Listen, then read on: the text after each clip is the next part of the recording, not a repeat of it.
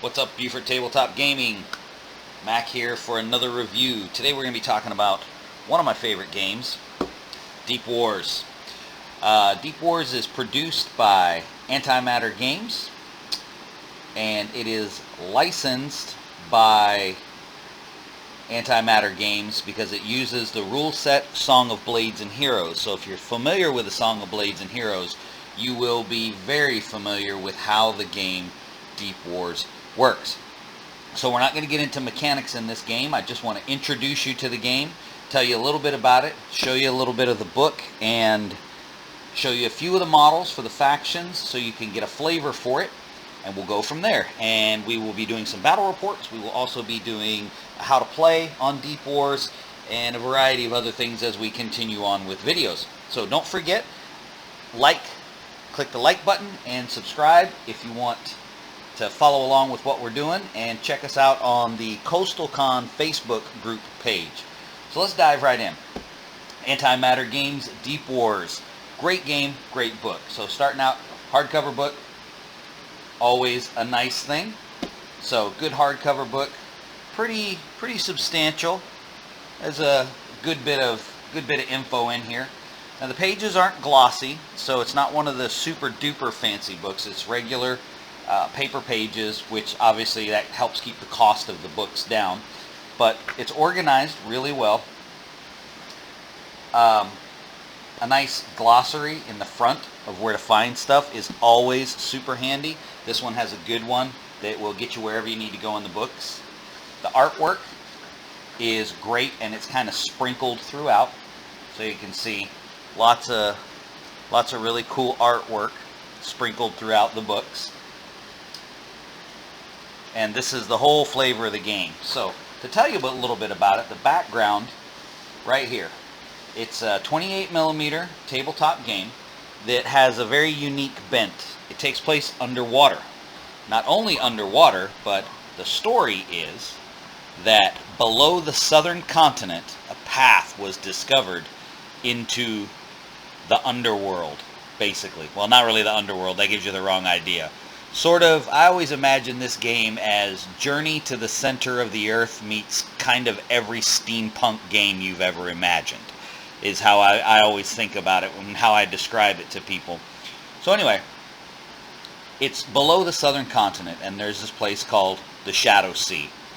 That's a whole nother game right there. Same rule set, same company, just a different book. And in that area is this Journey to the Center of the Earth kind of land, this tropical, lush, lost land, lost world kind of. And then there's a sea down there. That's where Deep Wars takes place, is underneath that water. Very, very cool. One of my favorite aspects about it is that it plays three-dimensionally. So you don't just play on the mat here, you play vertically too. And we'll get a little bit more into that as we talk through the game. Not really going to give you rules on it, but that's one of the elements of the game that's really cool. So a lot of fluff about the game, which is great. And some of it's still left as a little bit of mystery as well, which is fun because then you get to kind of create your own story with it. So we have the factions. We've got the Fortune Hunters, which are basically the humans that are coming down, and guess what they're doing? Looking for their fortune. That's right. Then we have the Dark Mariners. There's a bunch of theories about who they are, but basically they've tapped into the ether, which is where all their magic comes from, and it has corrupted them, it has mutated them, and they use biomechanical monstrosities within the context of the game. They're really cool because they have the option of going your exact faction that you build. Most of them are amphibious, so they can go right on land and play in the Shadow Sea game as well. Then we have the Ancients of Adelon, who I personally hate because my son kills me all the time when he uses his Ancients against whatever faction I bring. And again, this is another one of those theorized ones. So the Dark Mariners may be related to the Ancients of Adelon. Their empire fell, but we don't know exactly why it fell. So again, lots of mystery And the mystery leaves you room to develop your story, but it also leaves the company room to develop the story as well. And then you have the Scaly Horde. Scaly Horde is who I usually play, and they are all of the critters, creatures, monsters, and fish that live on the ocean floor. And they function kind of like mercenaries, but they are their own faction as well. And they have a lot of really cool stuff. They have all the fish and just cool stuff. So, rules overview section is really nicely put together. One of the better parts about it is this right here. So it does have some actual nice examples, which is always good, because sometimes you can read through a rule set and a developer may have written the rules and they know what they're trying to say, but sometimes it's not communicated as clear as it could be. And when that happens, it's always nice if there's examples. I'm not saying this isn't clear, it is, but it's always nice to have examples within the book of how things work. So there's a lot of little fluff and flavor things that can happen. You can fight on the very bottom of the sea, which is the abyssal realms, and it's pitch black down there. So obviously your divers have lights, and most of the guys that live down there can see underwater. But you can also shoot out somebody's light and make them lost, which is a really cool aspect of the game. Skills. Got lots of skills. I jumped a little ahead there. I wasn't at the skills section, but lots of examples. Separate combat section for hand-to-hand combat. You can target, again, just killer artwork. Weapons and armor section is really good. It does have magic. It's got a skill set, a bunch of different skills. All of the models are going to have different skills, which is always great because it diversifies each one of the models. They're not just a standard profile. They've all got a series of skills. Depending on how powerful they are, they might have 2, they might have 4, they might have 6 if they're really tough. So there's a bunch of different skills. Again, magic, treasure, and as we get more towards the end of the book, probably one of the coolest things about this game, for me anyway, is I don't know about the rest of you guys, but I have got a million different models. I'm sure anyone who's listening to this probably does too. But in the very back of the book is, like I said, probably my favorite part right there. Custom models. You cannot beat a game that is going to let you take a miniature off of your shelf, give you a formula, and you can create your own character within the game. I've done it with a ton of stuff. I've done it with monsters and special characters and pirates, just all kinds of different stuff. So it's really, really neat. And the setting, aside from being location, the win is the 17th century. Let's see, I think it's got the blurb back here. Yeah. The late 17th century is when the whole game comes into existence. And basically when the fortune hunters came into the Shadow Sea, they found these ether crystals and the scientists started experimenting with them and making things. So the technology that's where their steampunk element comes from. I guess it's more crystal punk than it is steampunk, but that's where that part of it comes from. So the next part I'm going to do that's the basic overview of the game. It's a wonderful game. I encourage you to check it out. It's a small independent company, Antimatter Games, but it's also one of those ones where if you have a question and you happen to be in the Facebook group, which is the Abyssal Realms, you happen to be in the Facebook group and you have a rules question, you can throw it in that group, and the creator of the game, if he can beat the other guys in the group to it, will answer your question. So you know you're getting the right answer when that happens. So the next thing I want to do is I want to show you some of the models, and I want to show you some of the profile cards just so you can get a flair for that. Alright, so card. I'm not going to show you a bunch of them. I'm just going to show you one and walk you through what the card is all about. First thing you'll notice about these that's unique is the fact that they are not a standard sized card. They are tarot sized, so they're pretty large. which is nice. I'm going to tell you why that's so nice in just a second. So basically you have your stats down this side, point cost, model's name, bonuses in close and ranged combat, their armor, nice bit of artwork. Here we have their special abilities, and here's the part where the tarot card comes in that's great. Here is every rule for these special abilities. So you don't even have to go to the book when you're referencing your character on the board. Really nice to not have to be flipping through pages. Even if you have them marked in your book, it's nice to not have to flip through the pages. Then we can flip to the back of the card. We have their damage capacity up here, a nice little fluff blurb of info. Then we have their weapon profiles, and again, armor and any special items and the rules and how they function. So everything on this card is what you need. You don't need to reference the book for your character. And in case you were wondering, yes, they do make tarot-sized sleeves so that you can dry erase mark your damage that you've taken. So as you can see with the multiple locations, you can target individual locations. More often than not, we don't do that, but sometimes it becomes really important. So for instance, you see locomotion here of 2.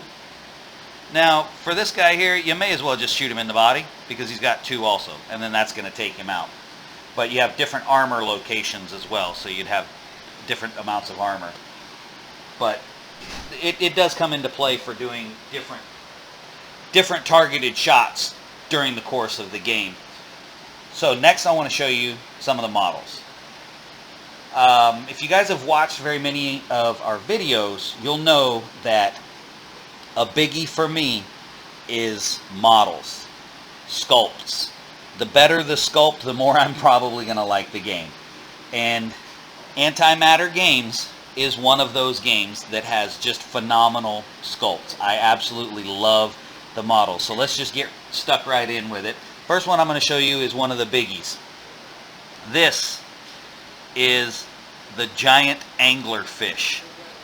And that is one big fish. It's an awesome model. It's resin, so it doesn't weigh 600 pounds, which is nice. And I'll give you a little frame of reference here in a minute. Well, I mean, you can see how big he is. He's as big as my hand. But awesome model. And he is part of the Scaly Horde. Then we have one of the most dangerous minis on the board, the Dire Fish Lizard. Again, this is a Scaly Horde model. Awesome, awesome sculpt. And yeah, I put all my stuff on acrylic bases for every game. Then we have the Ancients of Adelon. So this is Motlal. Yeah, sometimes you just gotta make up how to say the names because they got weird Atlantean type names. So see if I can get a better shot of him. A little washed out on color, but that's Motlal. He controls the mechanical creations that the ancients use. This is an elite soldier for the Ancients of Adelon. He is a very annoying model in game. He's the guy that will shoot you in the head from across the board, as my son likes to do frequently. Very frequently.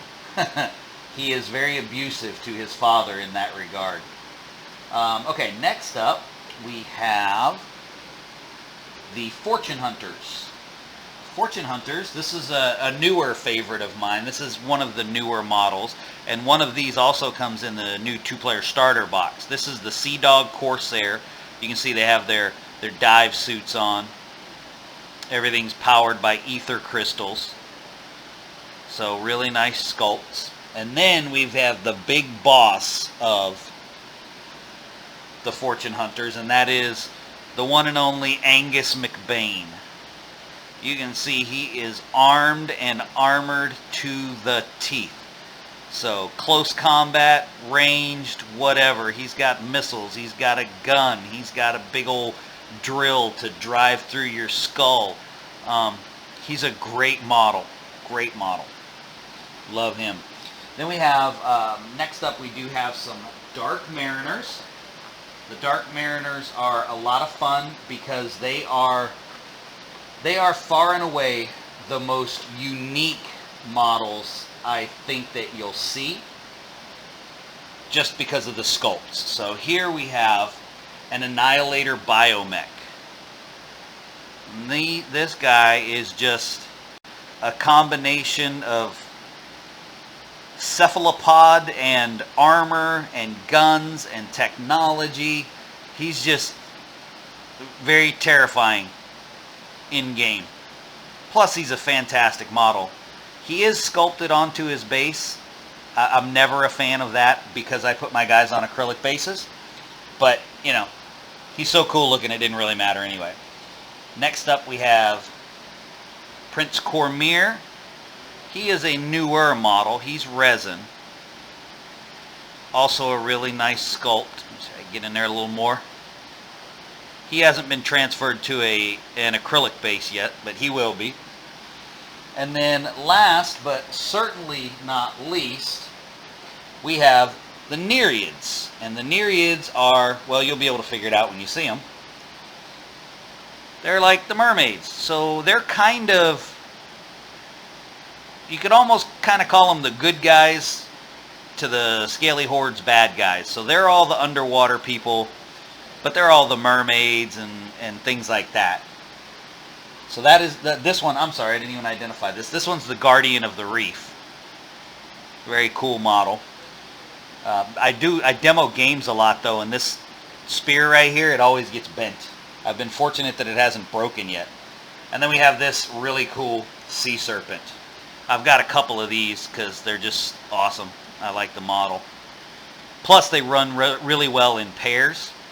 Now, if you want to check out some battle reports because you haven't seen this game and you want to learn a little bit more about the game, I encourage you to go over and check out Cranky Old Gamer on YouTube.